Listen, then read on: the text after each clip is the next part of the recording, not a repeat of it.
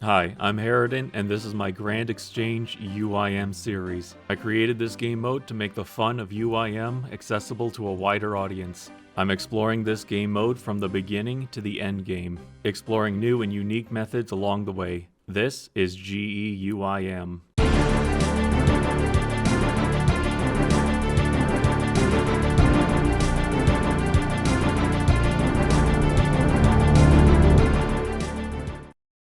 Okay, first things first, this garbage is not worth the trip to the GE, so I am going to drop it.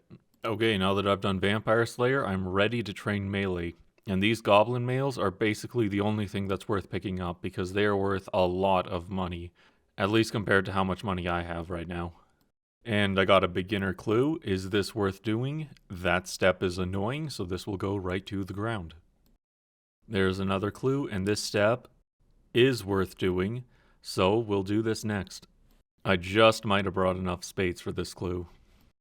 Alright, clue complete, and out of this I get...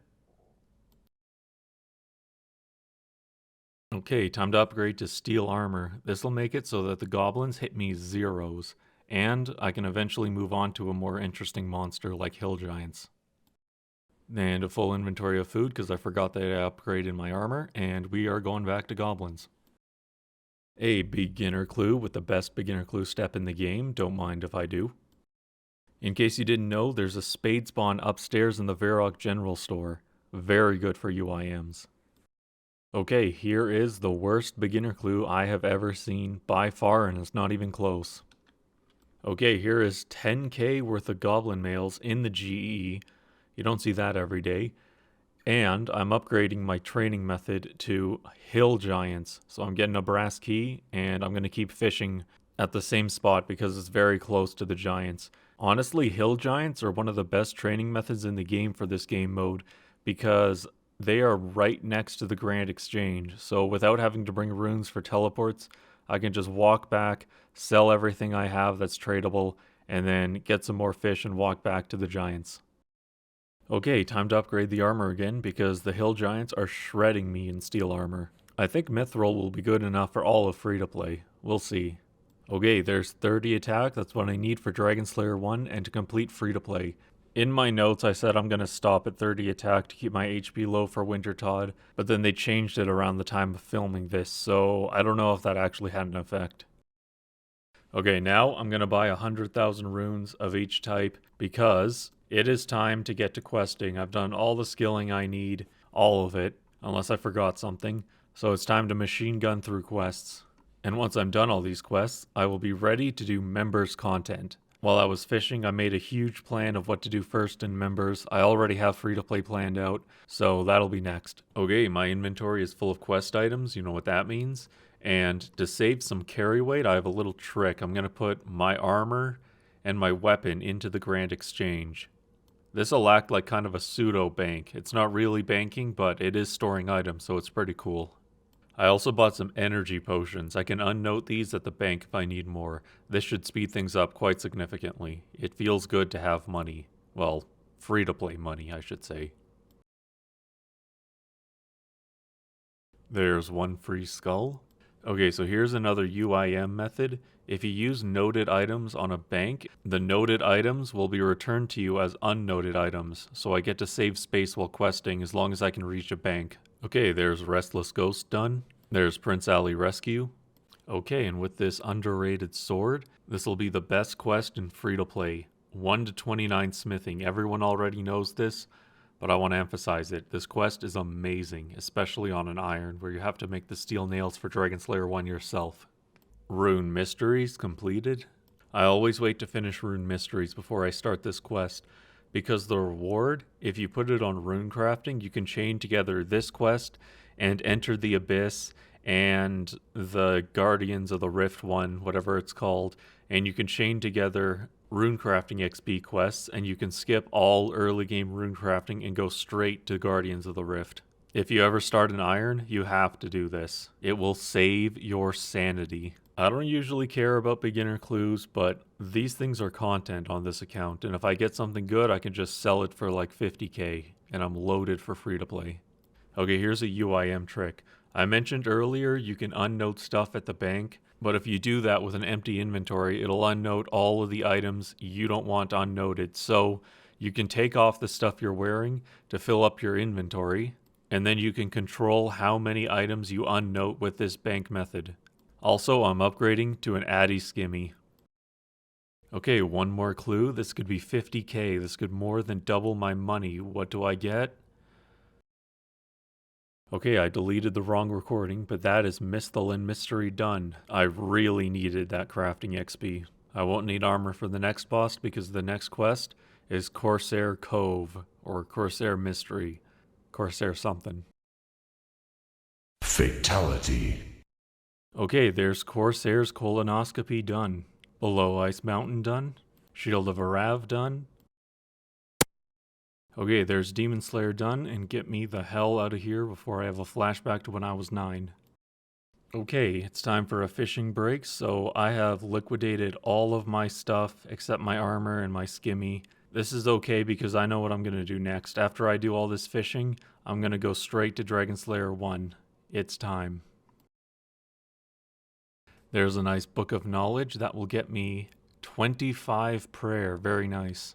That gets me a prayer that does nothing for me because of my rules. If I get killed by another player, I have to drop everything anyway, so that does nothing. Okay, I might have gone a little overboard fishing, but there's 59 fishing and also 61 cooking.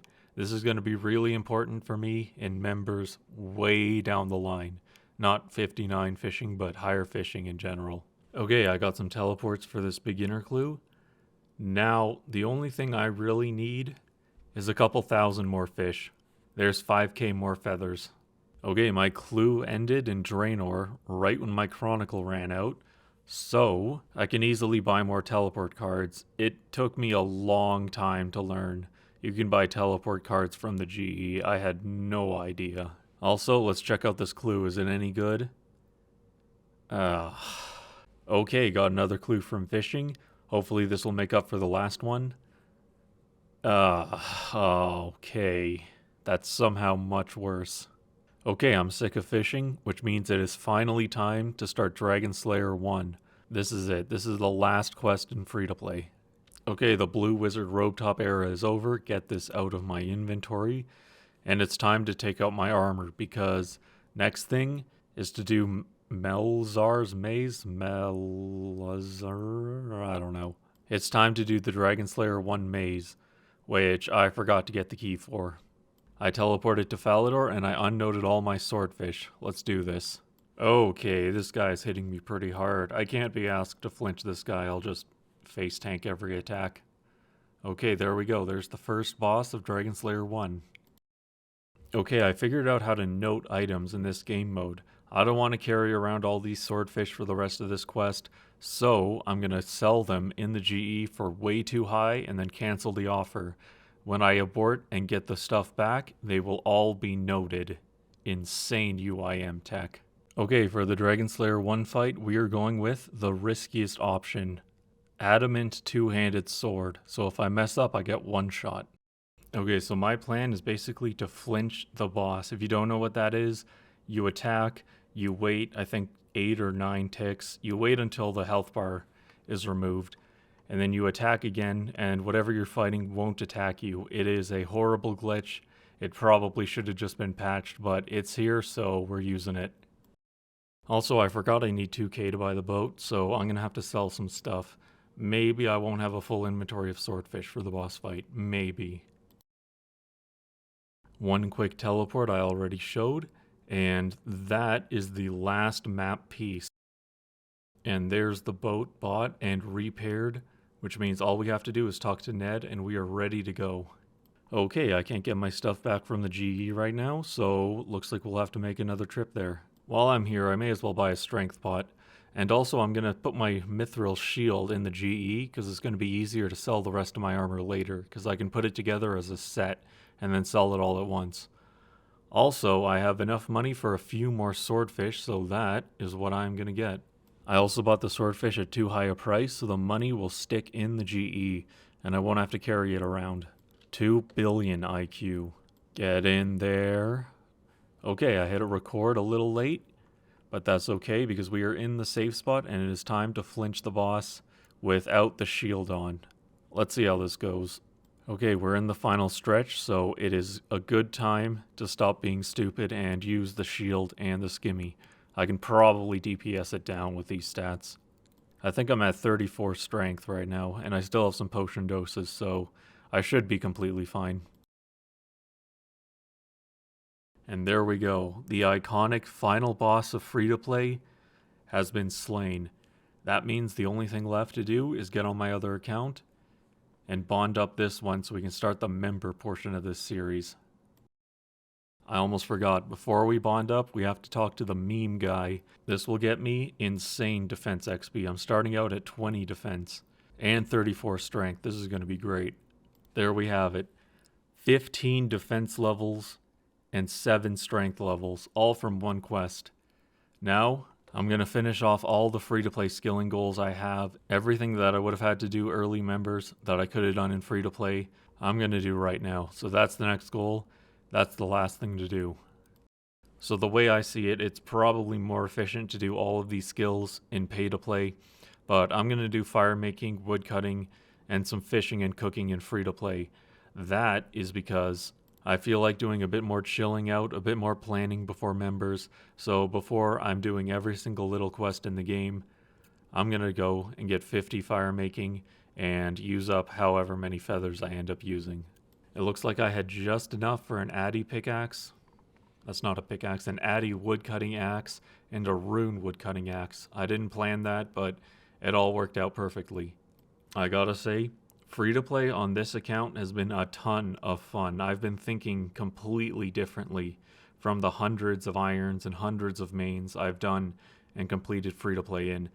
This really made me think, and it really made me discover new methods. I'm sorry to George R.R. Martin, the members section of the video, but I just gotta say, free-to-play has been really fun and really interesting. There are no guides for what I'm doing.